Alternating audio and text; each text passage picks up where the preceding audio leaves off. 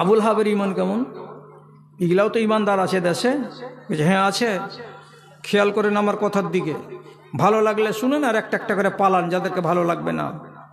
আবুল আহাবের বাড়িতে দুটা বেটি দিয়েছিলেন রাসূলুল্লাহ বিয়া। একটা জামাইয়ের নাম ওদওয়া আর একটা নাম ওতাইবা। একটা বেটির নাম উম্মে কুলসুম আর একটা বেটির নাম রুকাইয়া। দুই বেটির বিয়ে দিয়েছিলেন একই লোকের দুই বেটার সাথে। বিহাইয়ের নাম কি? তো আবুল আহাব। কথা বুঝেন? রাসূলুল্লাহর বিহাইয়ের নাম কি? আবুল আহাব। পাক্কা মুশরিক, পাক্কা দুশমনে ইসলাম। তখন ইসলামের যুগ ছিল না, জাহিলিয়াতের যুগ। রাসূলুল্লাহ দুশমনের দুই বেটার সঙ্গে বিয়ে দিয়ে দিয়েছিলেন। কার? দুই বেটির। একটা সূরা নাজিল হলো, সূরাটার নাম তাব্বাত ইয়াদা, সূরা তাব্বাত। ওতে কার নাম আছে গোড়াখানে? তাব্বাত ইয়াদা আবি লাহাব। তার নাম আছে বিহাই। তো বিহাইয়ের নাম কি ভালো হয়েছে? আল্লাহ তাআলা বলেছে আবু লাহাবের দুখানা হাত মাটিতে মিশে যাক। তো কঠিন কথা। যখন এইরকম কঠিন বাক্য কোরআন মাজিদে নাজিল হলো, কিছু লোক যা বলল, জানিস তোর নামে কি সূরা এসছে? যে এই সূরা এসছে। হ্যাঁ, মুহাম্মাদের এইরকম সূরা বলছে আর আমার নামে এইরকম সূরা নাজিল হয়েছে। থামতে না পেরে রাগকে লাল লাল চোখ করে আর চেহারা করে বাড়িতে যেয়ে নিজের দুটা বেটাকে সামনে ডেকে দিয়ে বলছে, এই আমার মাথা তোদের উপরে হারাম। আমার মাথা হারাম মানে কি? আমি তোদের উপরে হারাম। যদি তোরা আমার কথা শুনিস তাহলে ঠিক আছে, আর যদি আমার কথা না শুনবি তো আমি তোদের উপরে হারাম। আমার সাথে তোদের কোনো লেনা দেনা নাই। দুটাই বেটা কইছে, হাজি বাজান তুমি মক্কা নগরের নেতা, আর তোমার মতো বড় মানুষটা আমাদের বাপ, আর তোমার কথা শুনবো না তো গাঁওয়ালার কথা শুনবো? কি বলছো? আবুল আহাব বলছে, দুশমনের দুটো বেটি আমার বাড়িতে আছে, বেটি দুটোকে বিদায় করে দিতে হবে। এক্ষুনি বিদায় করে দে, তালাক দিয়ে দে, একটাও বেটিকে রাখা চলবে না। কহেন তো কোথাকার রাগ কোথায় গিয়ে ঝাড়তে লাগলো? দুই বেটা, বাপের ফরমা বারদার। এবার বলছি এটা সহজ কথা, দুশমনের বেটিকে বাড়তে রাখবো না, এটাই তো ঠিক আছে, তালাক দিয়ে দিছি।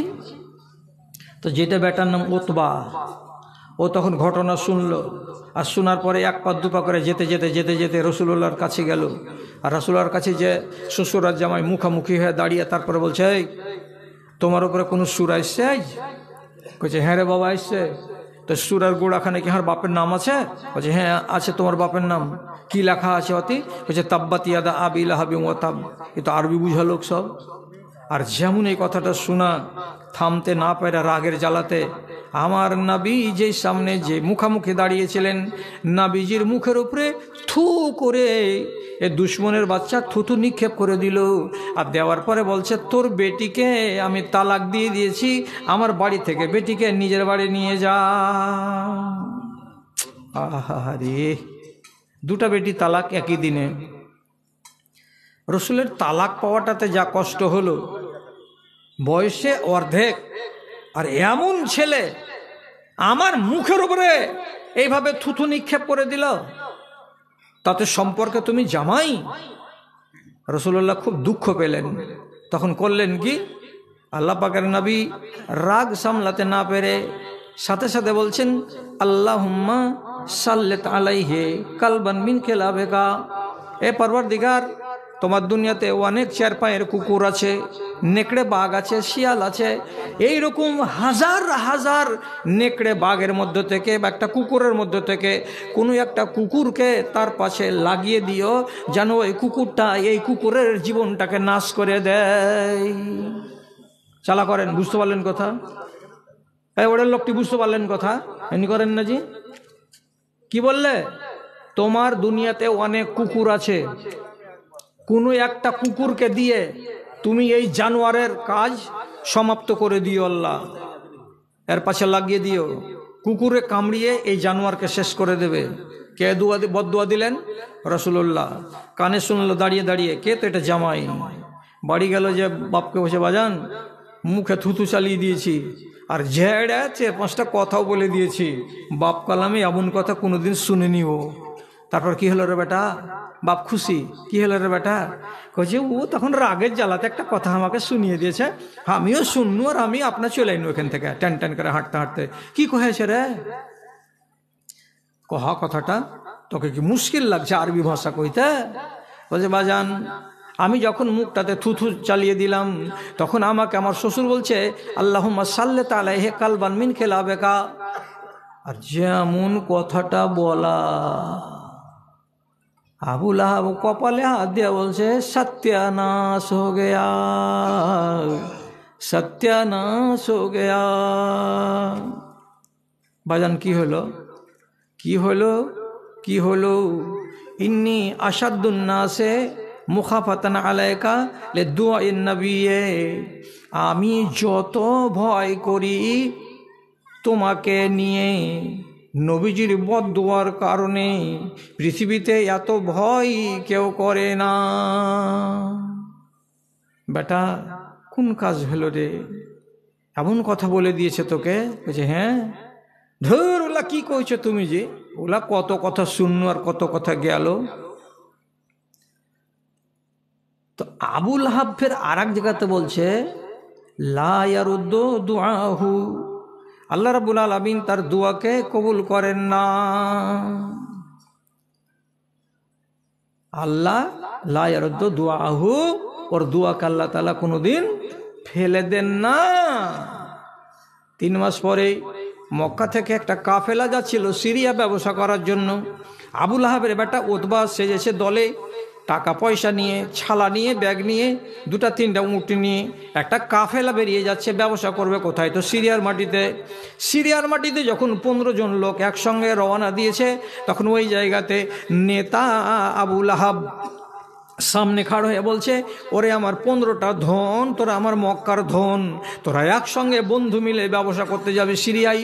তো খবরদার একটা কথা মনে রাখিস রে বাবারা, আমার বেটা উতবাকে তোরা জীবনে কোনোদিন রাস্তায় কোনো জায়গায় কিনারায় ঘুমাতে দিবি না। তোরা চারিদিকে গোল হয়ে ঘুমাবি, আর মাঝখানে আমার বেটা উতবাকে ঘুমাবার ব্যবস্থা করে দিবি। বলছে কেন জি চাচা, কেন? তো বলছে কারণ আছে রে বেটা, খবরদার তোরা আমার বেটাকে কিনারায় ঘুমাতে দিবি না। এবার এইভাবে চলে যাচ্ছে চলে যাচ্ছে চলে যাচ্ছে, সিরিয়া প্রবেশ করবে। তার কিছু দূর আগেই একটা জায়গা আছে, জায়গাটার নাম হলো হাওরান।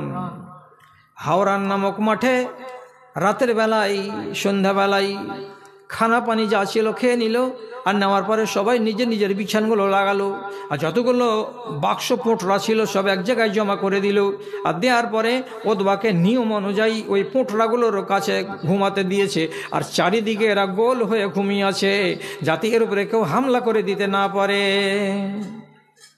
এবার রাত্রি 12টার সময় একটা নেকড়ে বাঘ, এই বড়গুলো নয়, কুকুরের সাইজের যেগুলো নেকড়ে, যাকে হাইনা বলা হয়, এ হাইনা বাঘ এলো। আসার পরে প্রথমে একটা মানুষকে এমনি করে নাক লাগিয়ে শুকে দেখছে, দেখে বলছে এটা নয়। ফের আর একটাকে যে এমনি করে শুকে দেখছে রাতের বেলায়, দিয়ে মুখটাকে এমনি করে ঝেড়ে দিয়ে এটা নয়, এটা নয়। 2টা 3টা 4টা মানুষের মাথার কাছে গিয়ে শুকে শুকে শুকে শুকে দেখছে, আর দেখার পরে প্রত্যেকটাকে ছেড়ে দিচ্ছে, চলে যাচ্ছে। হঠাৎ করে একবার লাফ মেরে মাঝখানে গিয়ে বস্তার কিনারায় যে শুয়েছিল বাচ্চাটা, ওর মাথার কাছে গিয়ে এমনি করে নাকটা লাগিয়েছে। আর নাকটা লাগিয়ে একবার ঘ্রাণ নেওয়ার পরে নেকড়ে বাঘ বলছে